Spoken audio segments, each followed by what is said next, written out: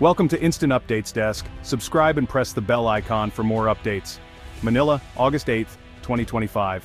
The city swelters under a relentless sun, the air thick with anticipation and anxiety. On the surface, it's just another humid day in the Philippine capital, but beneath the ordinary, a sense of unease simmers. Tension hangs in the humid air, as if the city itself is holding its breath, waiting for news from the sea. Far from the city's bustle, in the contested waters of the South China Sea, the Philippine Coast Guard's BRP Gabriela Silang finds itself encircled at Reed Bank, a flashpoint that has drawn the world's gaze. Chinese maritime militia ships form a tight, intimidating circle, faces visible, nerves taut. The tension is palpable, every movement watched, every gesture calculated. This isn't a drill, it's the latest and most dangerous flashpoint in a decades-long conflict, one with global stakes and the potential to reshape the region's future. The Gabriela Silang's mission is clear: escort a civilian survey ship exploring for natural gas, a resource that could change the Philippines' fortunes for generations.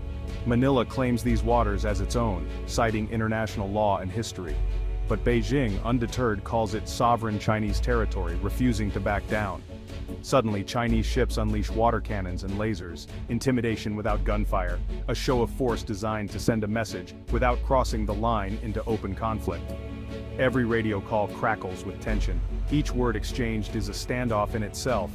The world watches, breath held, as the situation teeters on a knife's edge. In Manila, President Marcos Jr. convenes emergency meetings with his top advisors, weighing every option, aware that any misstep could have irreversible consequences. The United States issues a stern warning, reaffirming its decades-old defense treaty with the Philippines. The message is clear: any attack could trigger a wider conflict.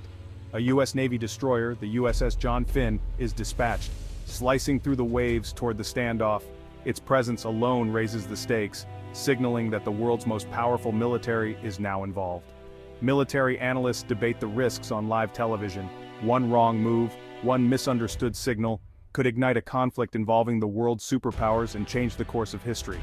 For ordinary Filipinos, this isn't just geopolitics, it's about sovereignty, pride, and the future of their nation.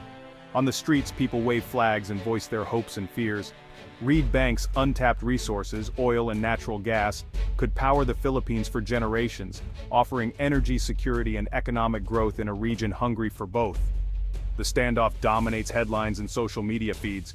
Crowds gather outside the Chinese embassy, demanding action and unity, their voices echoing across the nation. Pressure mounts on the government to stand firm, to defend the nation's rights and dignity in the face of overwhelming odds. The fate of the region hangs in the balance. Every hour that passes without resolution adds to the uncertainty and fear.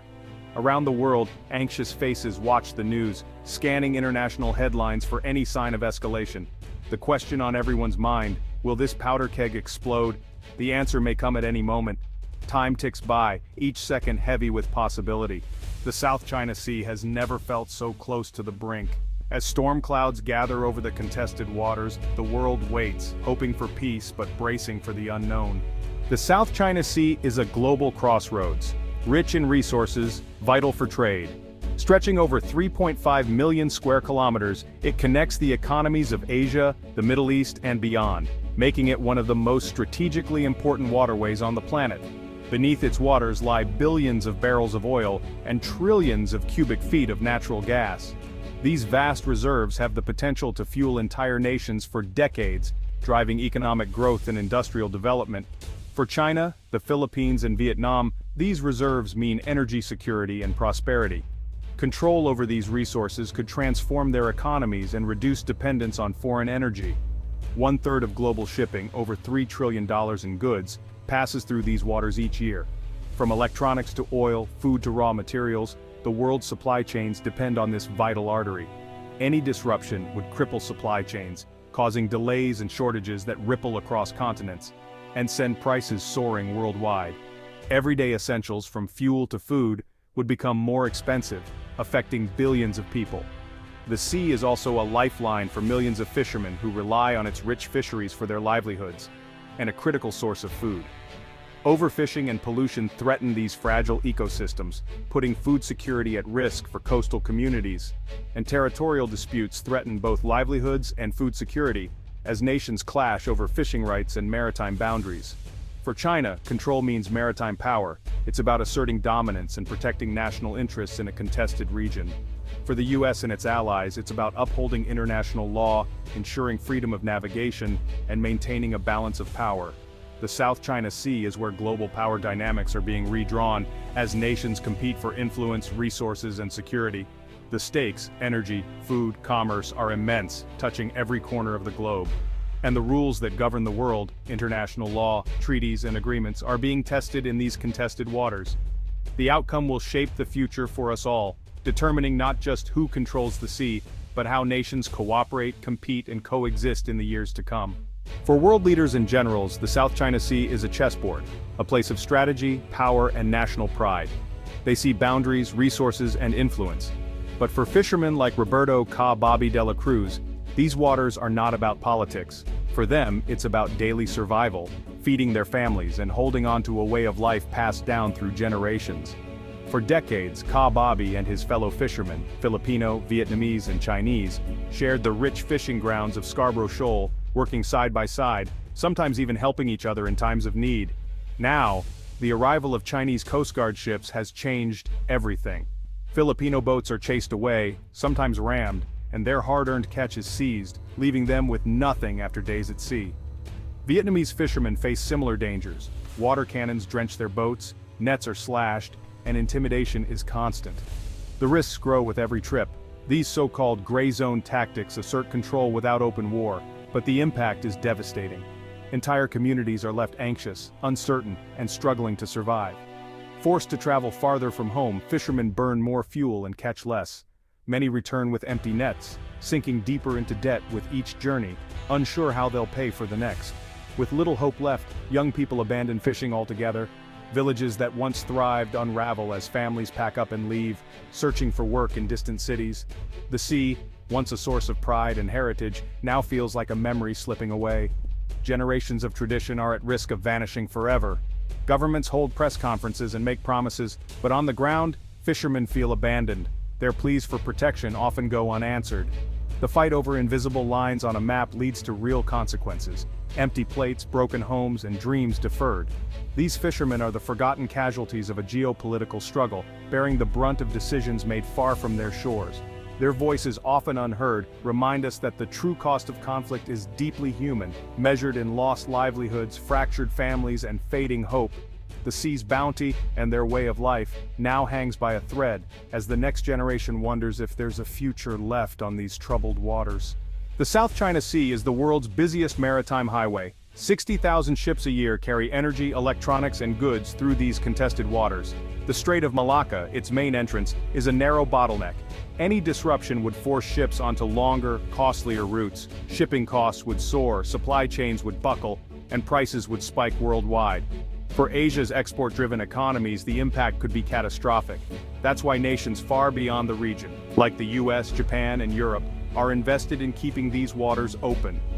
Freedom of navigation operations challenge excessive claims and reinforce the principle of open seas. The fight for the South China Sea is a fight for the future of globalization. If this artery is blocked, the world economy bleeds. The stakes are global, not just regional. The world can't afford for this highway to close. The South China Sea dispute is a tangled web of history, law, and national pride. China's 9-dash line claims nearly 90% of the sea, citing ancient maps and voyages. Vietnam, the Philippines, Malaysia, Brunei, and Taiwan counter with their own claims, grounded in international law and geography. The United Nations Convention on the Law of the Sea, UNCLOS, defines rights to waters and resources, but interpretations clash. Competing claims overlap. Reefs, islands, and fishing grounds are hotly contested. The core conflict: China's historical narrative versus modern international law. In 2013, the Philippines challenged China's claims at the Permanent Court of Arbitration in The Hague. The tribunal ruled in 2016, China's 9-dash line has no legal basis under UNCLOS. Features like Scarborough Shoal aren't islands and don't generate exclusive zones. The ruling affirmed the Philippines' rights to resources within its EEZ. China rejected the verdict, calling it waste paper, and ramped up its activities in the sea. The court's decision is legally binding but unenforceable without international will. Manila's response has shifted, from setting aside the ruling to invoking it for support. The verdict remains a landmark, but the struggle for enforcement continues. The legal battle is far from over. The world is watching what comes next. Today's tensions are the latest in a long history of clashes. In 1988, China and Vietnam fought at Johnson South Reef. Dozens died, and China's resolve was clear.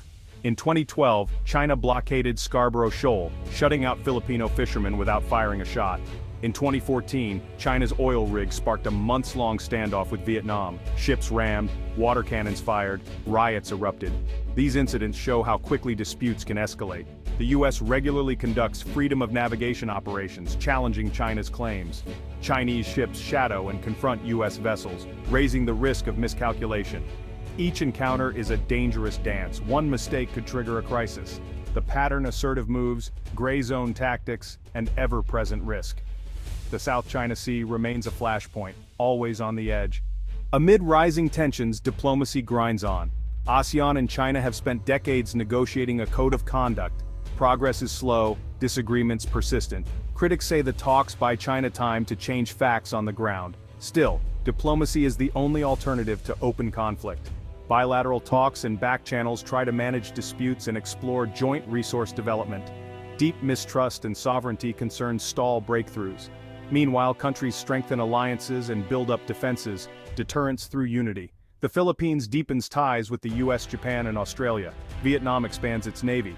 The region balances diplomacy with deterrence, a delicate, ongoing act. The search for peace continues, but the path is fraught. The South China Sea is a test for the global order.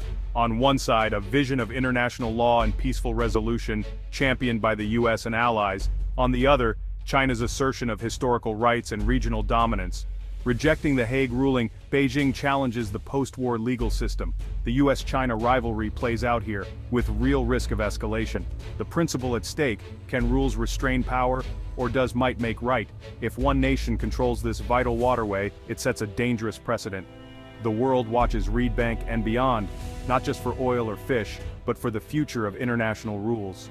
The outcome will shape global security for generations. The South China Sea is where the world's next chapter is being written.